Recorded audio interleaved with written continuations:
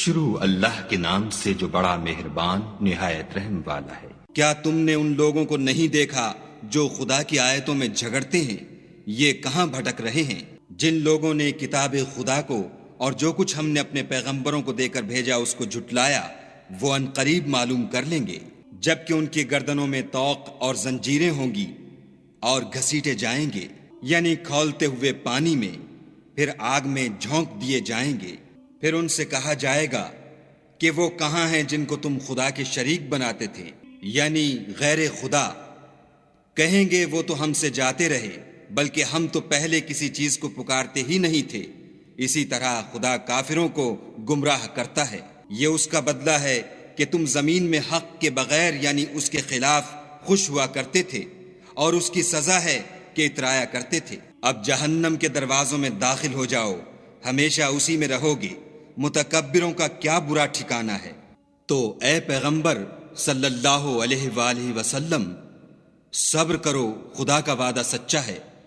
اگر ہم تم کو کچھ اس میں سے دکھا دیں جس کا ہم تم سے وعدہ کرتے ہیں، یعنی کافروں پر عذاب نازل کریں یا تمہاری مدت حیات پوری کر دیں، تو ان کو ہماری ہی طرف لوٹ کر آنا ہے۔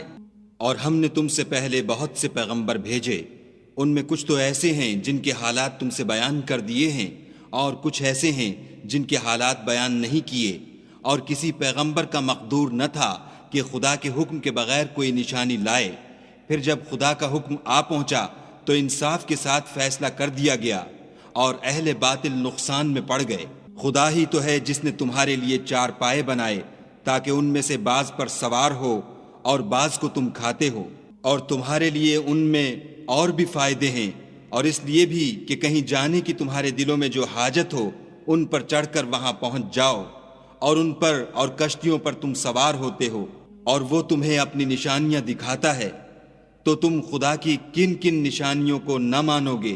کیا ان لوگوں نے زمین میں سیر نہیں کی تاکہ دیکھتے کہ جو لوگ ان سے پہلے تھے ان کا انجام کیسا ہوا، حالانکہ وہ ان سے کہیں زیادہ اور طاقتور اور زمین میں نشانات بنانے کے اعتبار سے بہت بڑھ کر تھے؟ تو جو کچھ وہ کرتے تھے وہ ان کے کچھ کام نہ آیا۔